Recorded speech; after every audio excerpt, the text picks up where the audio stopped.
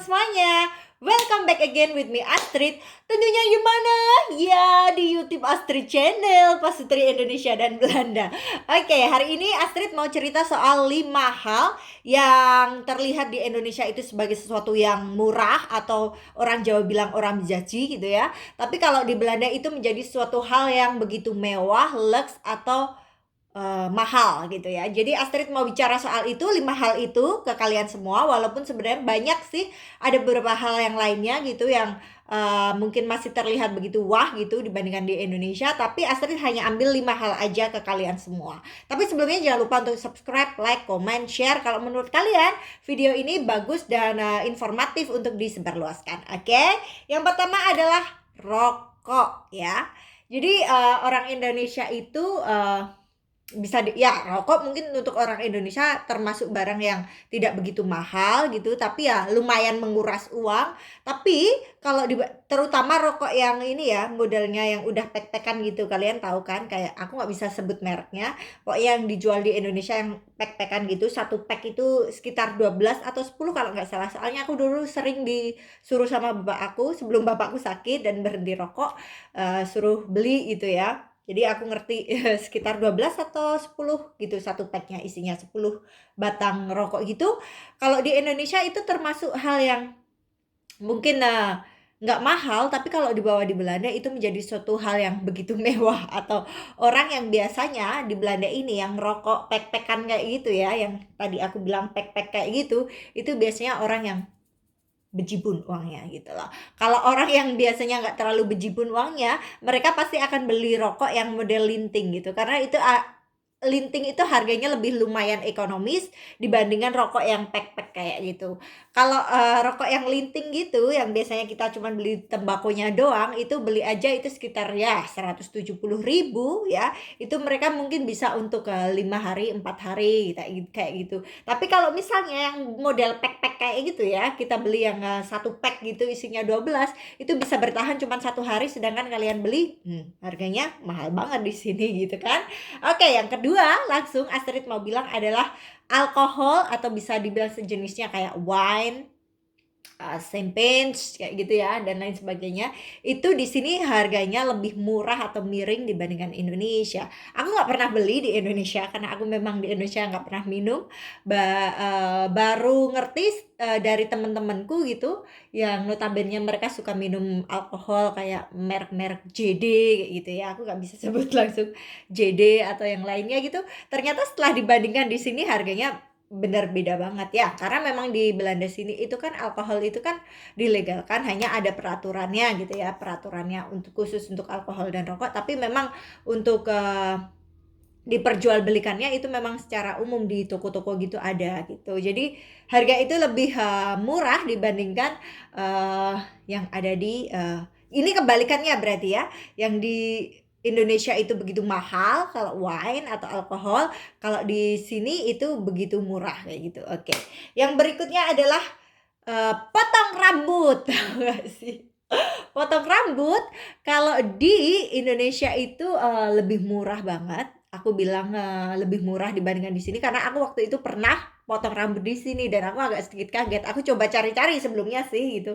Cari di beberapa salon-salon yang ada di sini gitu dan aku bandingkan yang biasanya kan ada tertera tuh di depan kalau di sini harganya berapa gitu. Yang paling murah yang bisa aku temukan itu sekitar 15 euro. Jadi 15 euro itu kalau di euro kan kalau dirupiahkan itu sekitar 190 atau 200.000 rupiah untuk sekali potong ya. Dan waktu itu aku potongnya tuh cuman ini doang karena kepanjangan banget, cuman pengen rapiin gitu doang. Tapi sebenarnya aku bisa aku potong sendiri kalau tahu cuman kayak gitu doang gitu loh.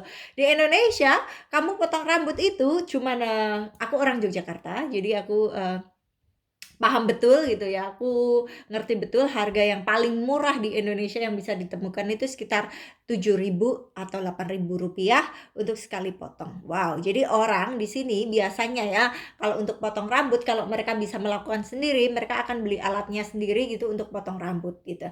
Jadi kalau enggak terlalu begitu penting-penting amat atau yang agak punya uang lumayan ada simpanan banyak gitu, biasanya mereka oke lah ke salon gitu. Tapi kalau enggak, do it alone. Kayak aku di sini aku biasanya melakukannya sendiri. Tapi mungkin nanti kalau aku mudik di Indonesia, back to salon ya.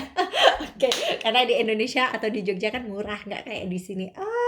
Oke, berikutnya lagi adalah ya ini yang keempat buat kalian semua. Ya, buat SIM mobil.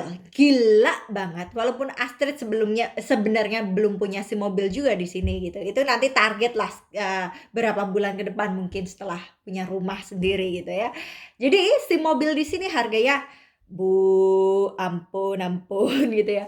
Orang yang biasanya bikin SIM mobil itu biasanya mereka itu di atas ya maksudnya usia 18 tahun gitu udah boleh punya SIM mobil. Harganya adalah kalau di Indonesia terakhir itu aku bikin SIM mobil gitu ya, kakakku yang bikin SIM mobil. Aku nggak punya SIM mobil di Indonesia, cuman SIM motor aja. Kakak kandungku bikin SIM mobil itu sekitar Rp500.000. Itu aja pakai cara yang lebih gampang gitu ya. Pakai cara gitu. Pakai cara yang lebih gampang, kakakku bilang sendiri sama aku. Tapi kalau bikin di sini itu harus pakai peraturan yang kamu harus ini, harus itu, harus ono gitu ya. Ini aku ambil rata-ratanya aja. Rata-rata orang yang biasanya ambil untuk bikin Ridewise atau bikin SIM mobil itu €2.450 atau sekitar kalau dirupiahkan sekitar 42 juta rupiah untuk satu SIM mobil. Itu aja masih tergantung kita ya. Kalau misalnya kita canggih, kita bisa, karena di sini walaupun kamu misalnya di Indonesia bisa naik mobil kayak aku ya, aku lumayan lah bisa naik mobil gitu ya di Indonesia. Tapi kalau di sini, kalau misalnya kalian di Belanda, kalian harus ambil les untuk praktek juga, dan itu nanti dilihat lagi sama si orang yang ngajarin kita, gurunya gitu loh, gurunya yang ngajarin naik mobil itu. Kalau kita misalnya belum terlalu canggih ya, kita harus mau nggak mau ambil lagi untuk jam praktek lagi, dan itu bayar lagi, tergantung. Jadi semakin banyak jam praktek yang kita ambil nanti mungkin bisa lebih dari 41 juta. Karena temanku itu ada yang lebih ternyata dari 2.450, kalau nggak salah 3.500 apa 3.000-an gitu. Dia €3.000 atau 3.500 baru bisa dapat si SIM itu. Gila nggak sih? Untuk satu SIM mobil aja harganya bisa untuk beli mobil di Indonesia. But ya, itu yang aku bilang, mungkin sesuatu yang murah, kelihatannya murah di Indonesia gitu ya, di sini menjadi sesuatu yang wow, mewah gitu ya. Kamu punya SIM mobil, wow, oh gitu. Kalau di Indonesia kamu punya SIM mobil, oke, bisa, cuman bayar segitu udah jadi itu ya. Oke, yang terakhir ini yang bikin kalian melongo, dan aku agak jadi susis, agak susah gitu ngomongnya, kayak berat gitu ya. Ini yang kelima itu yang paling aku suka, yang paling mungkin orang Indonesia demenin gitu ya. Tapi ya beruntungnya karena aku bisa membuatnya sendiri gitu.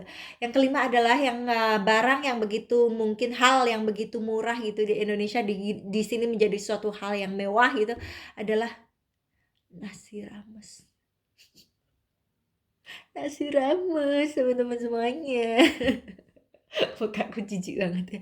Iya, nasi rames kalau di Yogyakarta, aku ini orang marketing dulu. Kalau makan biasanya kan ya cari yang murah ya, kan marketing di mana-mana gitu. Nanti nemplok paling ya kalau ada angkringan, kalau ada warung kaki lima atau gerobakan ya wes ambil yang itu gitu. Yang penting bersih lah ya. Aku biasanya dulu kalau kena warteg gitu, warung-warung Tegal, orang yang bilang itu kalau nasi rames orang Jogja ya, ini orang Jogja. Kalau Jakarta mungkin harganya melangit, beda lah. Aku itu Rp5.000 aja untuk nasi rames udah kenyang, udah komplit, biasanya udah sama minumnya. Ya kan? Nanti kalau mungkin tambah buah biasanya 6.000 lah, katakanlah. Itu udah ambil berapa apa ya? Biasanya dua jenis makanan sayurnya atau dua jenis lauknya gitu, plus biasanya satu tempe terus sama minum teh itu udah sekitar 5.000, atau sama buahnya gitu udah 6.000 lah aku dapat ya. Kalau di sini nasi rames harganya minimal kalian harus keluar kocek Rp300.000 untuk satu porsi nasi rames. Apa?